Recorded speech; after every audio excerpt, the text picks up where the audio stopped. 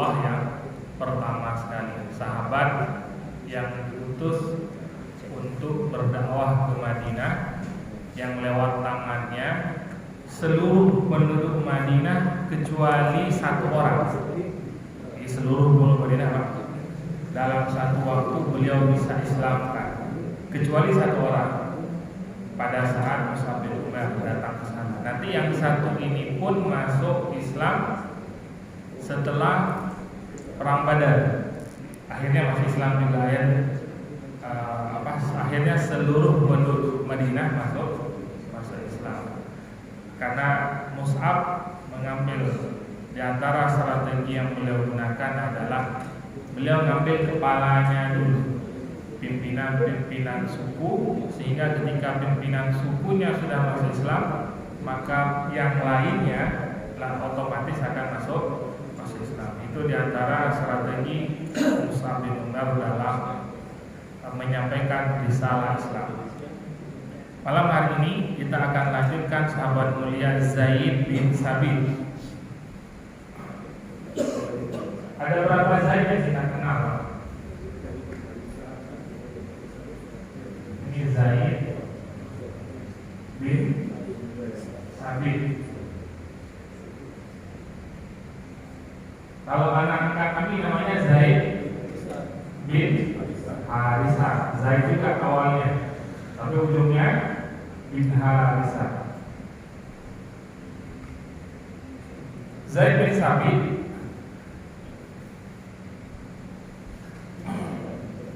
beliau ini anak muda. Kalau kita lihat dari gambaran besarnya, beliau adalah penulis wahyu Nabi ya. Tapi sebelum sebagai penulis wahyu, beliau terkenal dengan kemampuan dalam menguasai bahasa. Nabi katakan, wahai Zaid, aku khawatir dengan surat yang kukirimkan kepada orang Yahudi. Artinya Nabi nggak ingin dibohongin gitu. Karena Nabi nggak paham bahasa Yahudi, maka Nabi minta Zaid untuk belajar bahasa Yahudi. Hanya dalam beberapa minggu dikuasai. Akhirnya Zaid diminta untuk menuliskan surat untuk orang Yahudi. Kemudian kata Nabi, kamu nggak mau belajar bahasa beberapa bahasa yang lainnya gitu. Jadi tiap kali Nabi ingin nulis surat ke raja-raja, ke penguasa-penguasa zaman itu, maka Nabi minta Zaid kuasain bahasanya, tolong tuliskan surat itu. Jadi yang agak lama yang itu bahasa Yahudi agak lama, tapi bahasa yang lainnya itu cuma seminggu, 2 minggu. Dikuasai sudah bisa sampai tahap menulis surat. Kita berapa lama kemarin bahasa Arab, Pak?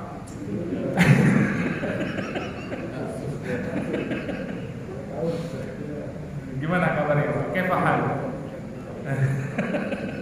Akhir.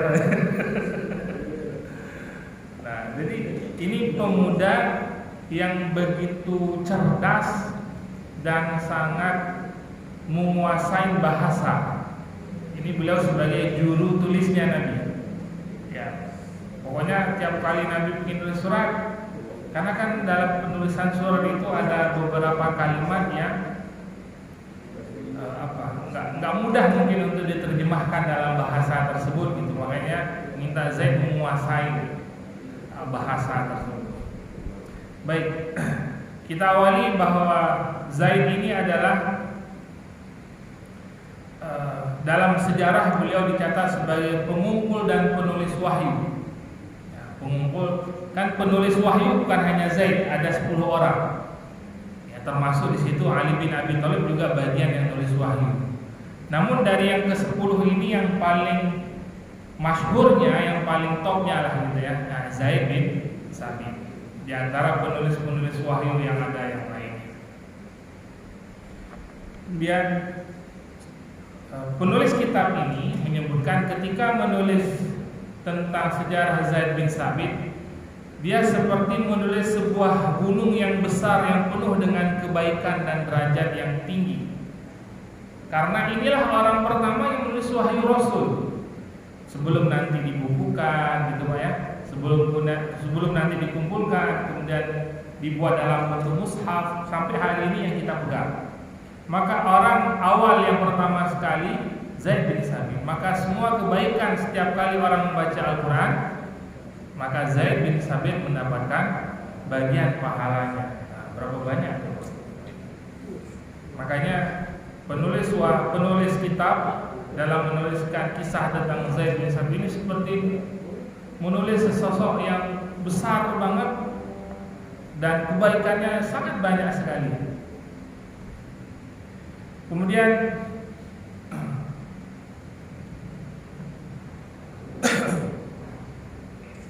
dan Zaid juga nantinya dia menjadi seorang imam besar. Nah, nanti kita akan lihat bagaimana pada masa Khalifah Umar bin Khattab dia mengatakan kalau ingin tanya tentang ilmu Al-Quran, Zaid orang.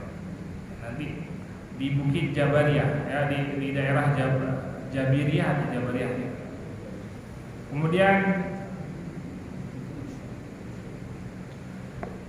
pada masa Khalifah Umar juga setiap kali Khalifah Umar meninggalkan kota Madinah, ini kan Khalifah ya, tiap kali meninggalkan ibu kota negara gitu ya, maka beliau akan nunjuk Pak, ada PLT yang akan menggantikan beliau di sana. Nah, orang yang ditunjuk itu adalah Zaid bin Sabit. Maka posisinya berarti kan cukup tinggi di mata di kalangan para sahabat. Sedangkan ia masuk Islam di umur 11 tahun. Artinya apa? Sangat muda sekali. Ya. Umur berapa tahun? Ketika terjadi perang Badar,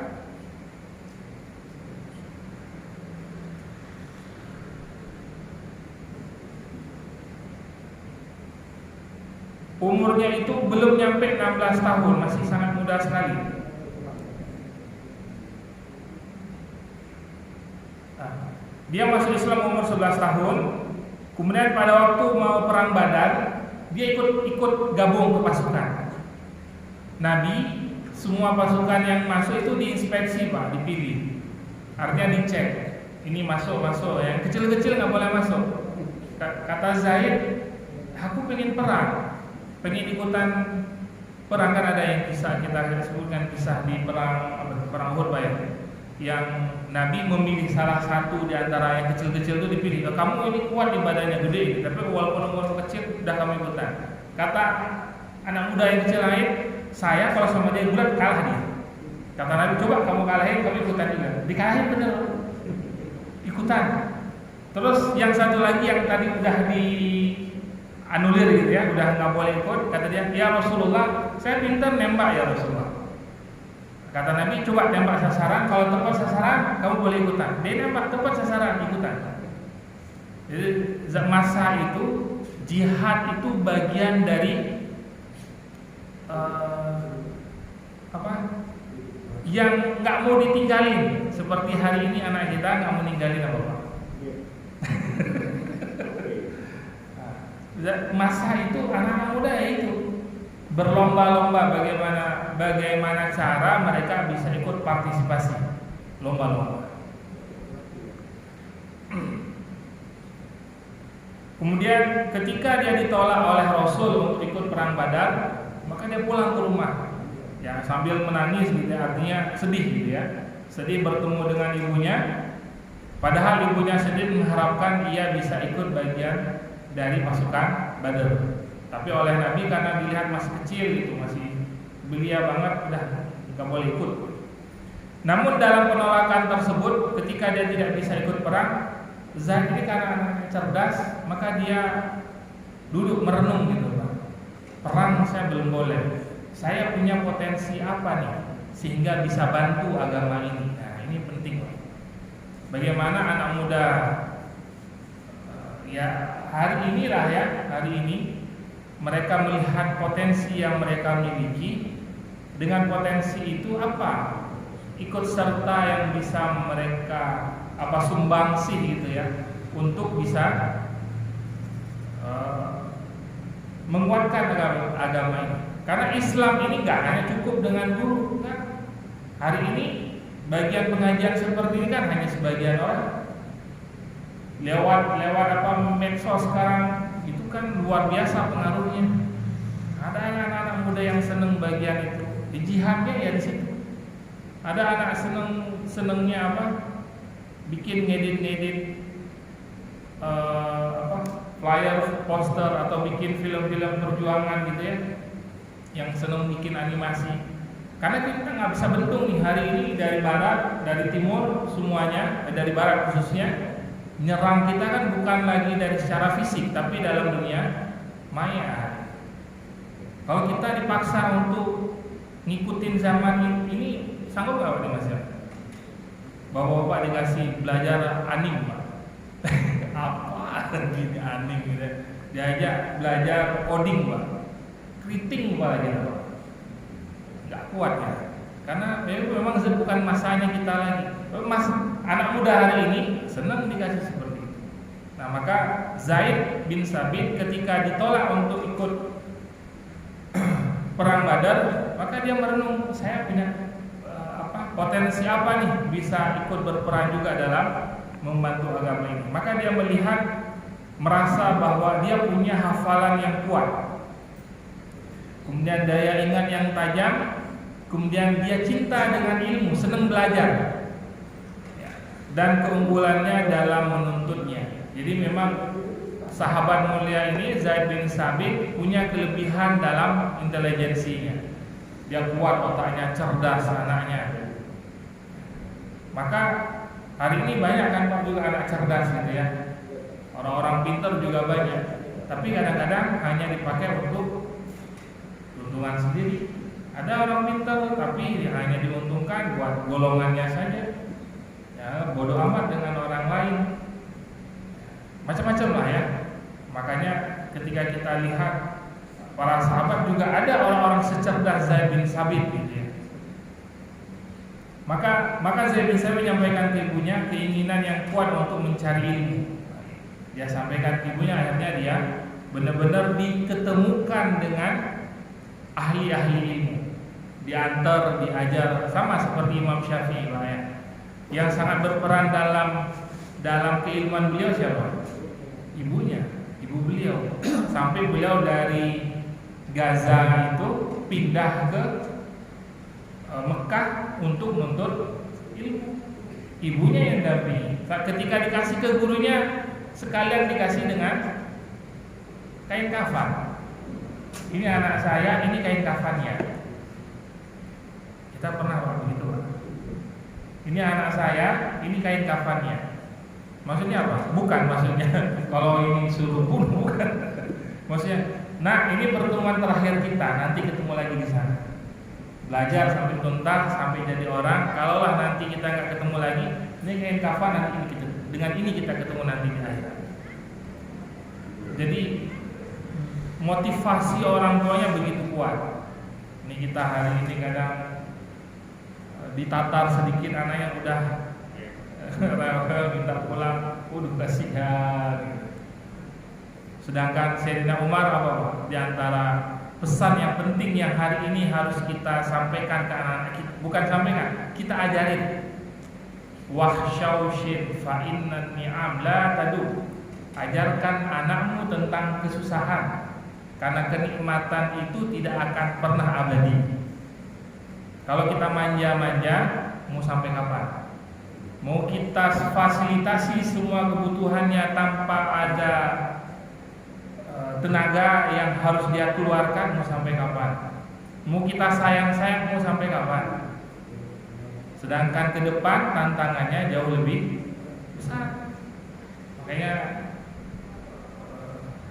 bukan membuat susah anak, mengajarin dia tentang kesusahan itu penting. Yang sederhana, mau makan aja, kalau piring harus masih kita ambilin, Kalau nasi harus masih kita yang nyuapin untuk umur-umur yang udah balik gitu ya, ini kan masalah. Baju sekolah harus kita siapin gitu, kalau nggak dia nggak tahu tempatnya. Sepatu harus kita cuciin gitu, ini kan masalah ke depannya. Maka pesan ini penting juga hari ini kita ajarkan buat anak-anak kita. Wahsyawshin fa innan ni'am la tadum.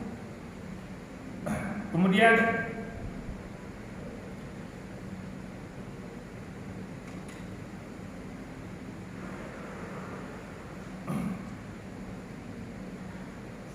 ketika Zaid bin Sabit benar-benar sudah menekuni mempelajari ilmu gitu, dan beliau juga menghafal seluruh surah yang sudah diturunkan pada saat itu, maka orang tuanya datang menghadap Rasulullah di Madinah dan berkata kepada Rasul, "Ya Rasulullah, ini ada seorang anak dari Bani An-Najjar." Jadi Zaid bin Sabit dari Bani Najjar. Kemudian dihadapkan kepada Nabi dan dia menghafalkan 17 surah dari Al-Quran yang telah diturunkan. Artinya surah yang sudah turun pada saat itu kan, surah ayat Al-Quran turunnya berangsur hampir selesai. Dan 17 surah itu yang sudah beliau hafal, maka disetorkan kepada Nabi SAW. Maka ketika itu Nabi melihat hafalannya, daya kekuatan hafalan Zaid bin Sabit, beliau kagum dengan kemampuannya, sehingga Nabi bersabda, "Demi Allah, tidak percaya kepada." Kemudian setelah melihat kuatnya hafalan Zaid, maka Nabi menyampaikan kepada Zaid, "Wahai Zaid, pelajarilah tulisan orang-orang Yahudi, karena aku demi Allah tidak percaya kepada mereka atas suratku." Orang Yahudi apa Pak? Karakternya munafik, bohong, apa lagi? Pokoknya nggak bisa dipercaya, nggak ada yang bisa dipercaya mereka itu. Ya. Makanya Nabi nggak yakin, nggak yakin dengan orang-orang Yahudi. Sampai Nabi kan katakan, andai kata orang Yahudi masuk Islam 20 orang saja, 20 orang aja nih, maka yang lainnya akan Islam. Karena pada masa Nabi berapa orang yang Yahudi masuk Islam? Dihitung tangan, nggak lebih dari 10, 7 orang atau berapa orang? Itu pun pemuka-pemukanya, hanya sedikit banget yang masuk Islam. Maka Zaid bin Sabit mempelajari bahasa Yahudi, kan bahasa Ibrani Pak ya. Itu kan termasuk bahasa yang susah lah ya. Susah karena kita belum bisa. Ya, bahasa Ibrani. Maka Zaid ketika mendapatkan pesan Rasul seperti itu, maka Zaid bin Sabit mempelajarinya, dan setengah bulan kemudian dia sudah menguasainya dengan baik. 15 hari 15 hari sudah menguasai bahasa Ibrani. Maka kata Zaid, beliau mengatakan, "Maka akulah yang menuliskan surat Rasulullah jika beliau berkirim surat kepada mereka." Kalimat-kalimat Nabi yang dituliskan oleh Zaid dalam bahasa Ibrani untuk disampaikan kepada Yahudi. Kemudian Zaid berkata, "Rasulullah bersabda kepadaku, apakah engkau menguasai bahasa Suryani?" Pernah dengar Pak bahasa Suryani? Yang lagi heboh sekarang Pak. Bukan Suryani. Kalau hari ini ada yang ngaku-ngaku bisa bahasa Suryani Pak. Ina maqali maqalu maqal. Pernah dengar Pak? Yang dia bisa bahasa semut, yang dia ngobrol sama malaikat Jibril. Coba Muhammad Gufron. Itu bisa bahasa semut Pak. Bahasanya Pak, inna maqali maqalu maqalu maqal. Sama bahasa Ibrani, sama bahasa Suryani, begitu apa? Dalam pengucapannya dia ya, dia ngomong sama malaikat Jibril begitu juga, ngomong sama semut begitu juga. Nggak tahu semut dari mana. Ya ada orang ngaku begitu sih wajar, karena keinginan ya. Yang gak wajar Pak, banyak orang yang dukung, ya, punya pondok, orang nyium salaman beda cium tangan, bahkan cium kaki. Itu yang ada level orang gila gitu ya. Tapi ternyata ada lagi yang gila. Nggak boleh bilang gila, ODGJ Pak. Ada ODGJ, ada orang yang lebih ODGJ lagi. Ya, itulah zaman makin kesini makin kesana Pak. Makin kesini itu makin kesana. Susah kita berlogika. Kadang kita ingin berlogika waras, ternyata di bawahnya nggak waras, macam-macam. Nah maka Nabi mengatakan kepada Zaid, wahai Zaid, kenapa engkau tidak pelajari bahasa Suryani? Zaid mengatakan, aku tidak mempelajarinya ya Rasul. Maka kata Nabi, pelajarilah. Maka Zaid berkata, maka aku mempelajarinya dan dalam 17 hari aku kuasai. Bahasa Suryani, bahasa mana? Nah, nanti coba dicari. Bukan nama orang, ini nama bahasa. Kan ada Ibrani, orang Yahudi, ini bahasa Suryani. Kalau baru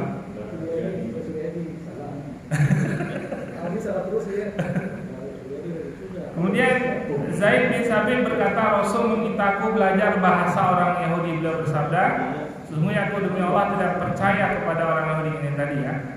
Kemudian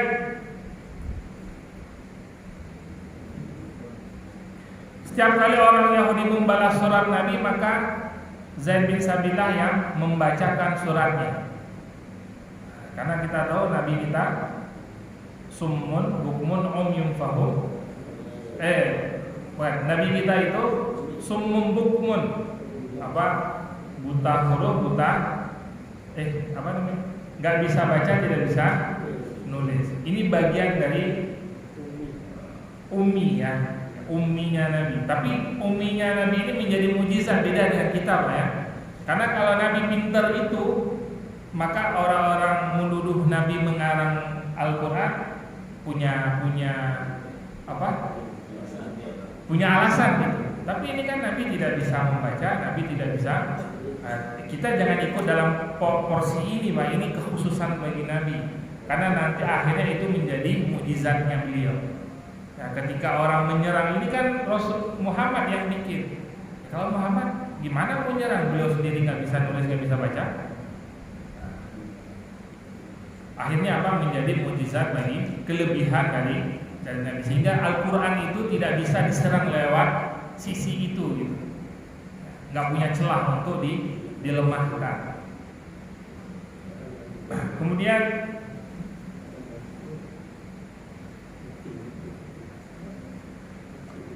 tidak lama berselang Nabi melihat adanya kebaikan dan melimpah pada diri Zaid bin Sabit dari ketelitiannya dan keakuratannya dalam menghafal, menulis, amanah dalam menukil dan pemahamannya terhadap teks. Maka Nabi mempercayakan sebuah tugas kepadanya. Setelah tadi menguasai bahasa, menulis surat, menjadi sekretaris pribadi Nabi, maka melihat kemampuan itu baru kemudian diangkat lagi posisinya menjadi penulis wahyu. Sebelumnya belum masuk tugas itu diberikan kepada Zaid. Tapi melihat kemampuan itu, sebuah kehormatan yang sulit diungkapkan dengan kata-kata. Gimana tidak ya? Wahyu dari Allah. Jadi tiap kali Nabi dapat wahyu, langsung Zaid dipanggil oleh Nabi untuk mencatatkan wahyunya. Mencatat wahyu masa itu enggak seperti kita mungkin ada kertas. Tapi di sana pada masa itu ditulis di atas pelepah kurma, di atas tulang, di atas kulit, onta, ya macam-macam tempat yang dijadikan sebagai tempat menulis wahyu tersebut. Kemudian bahkan Zaid bin Sabit bukan hanya mengetahui tentang teks awal Al-Quran, tapi beliau juga mengikuti bagaimana asbabun nuzul tiap-tiap ayat. Makanya beliau nanti oleh para sahabat dijadikan rujukan ketika ingin mempelajari Al-Quran dan asbabun nuzulnya.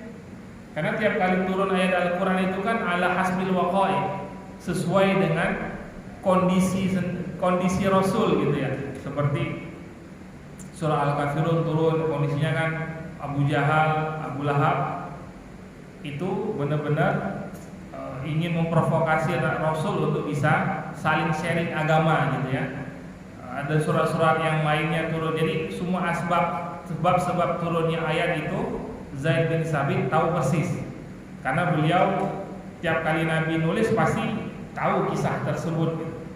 Sehingga beliau menguasai benar Al-Qur'an, baik hafalannya, kemudian tulisannya, kemudian juga asbabun nuzulnya. Kemudian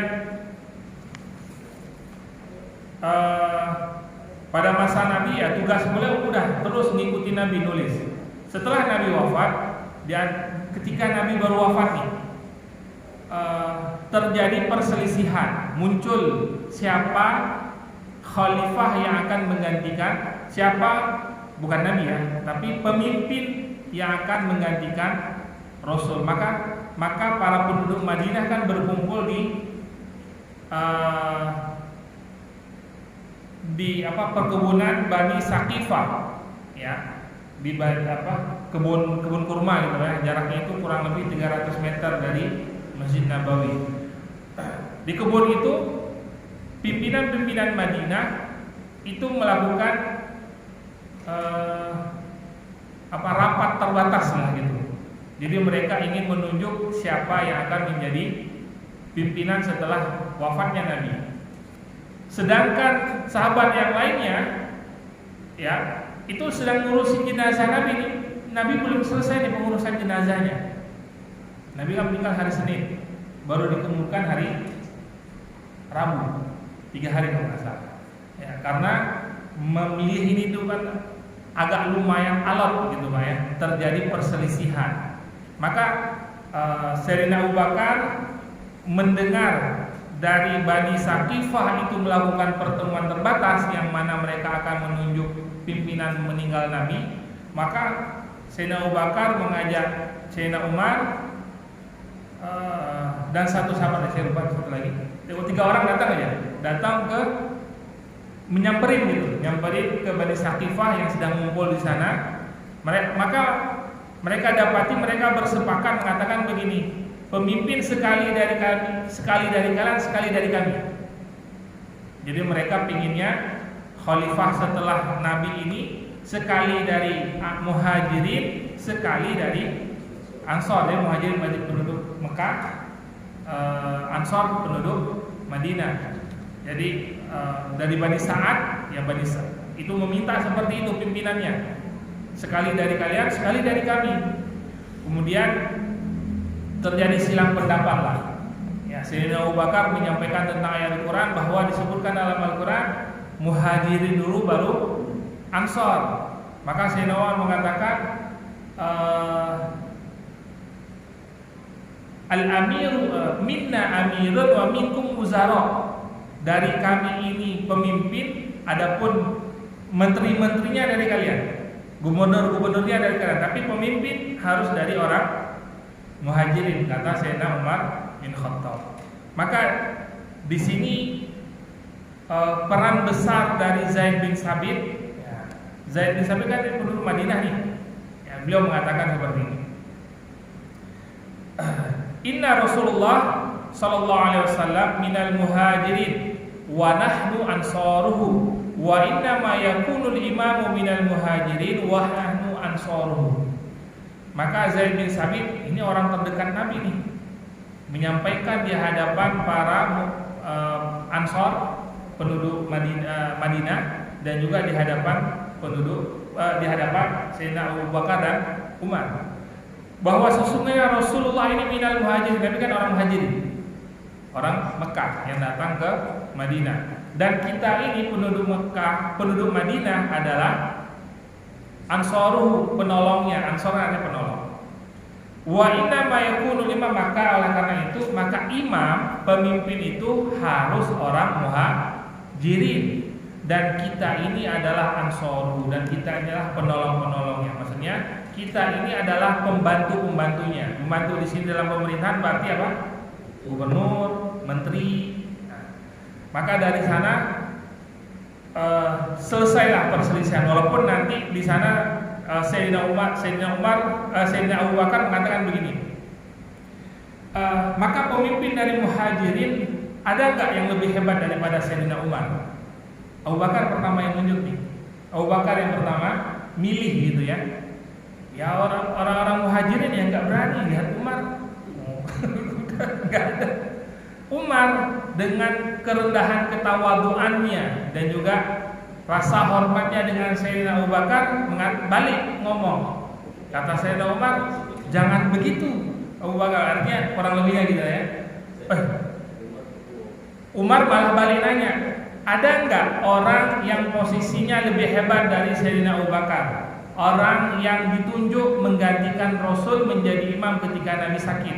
Ayo siapa di antara kita? Ada nggak yang bisa melebihi Sayyidina Abu Bakar? Semuanya diam. Maka pada saat itu Umar langsung berbaiat di depan Bani Saqifah. Aku berbaiat bahwasanya Umar adalah khalifah penerus Rasul. Abu Bakar adalah khalifah penerus Rasulullah Sallallahu Alaihi Wasallam. Ya, Sayyidina Abu Bakar sebagai Amirul Mukminin. Ya, bukan Amirul Haji. Amirul Mukminin. Ya, nanti kalau Umar itu khalifatu Rasulillah. Khalifatu Rasulillah. Ya, khalifah setelah pengganti Rasulullah.